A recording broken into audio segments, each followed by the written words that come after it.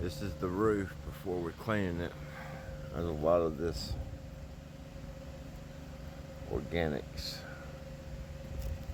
moss, lichens. Got some gliocaps and magma over there.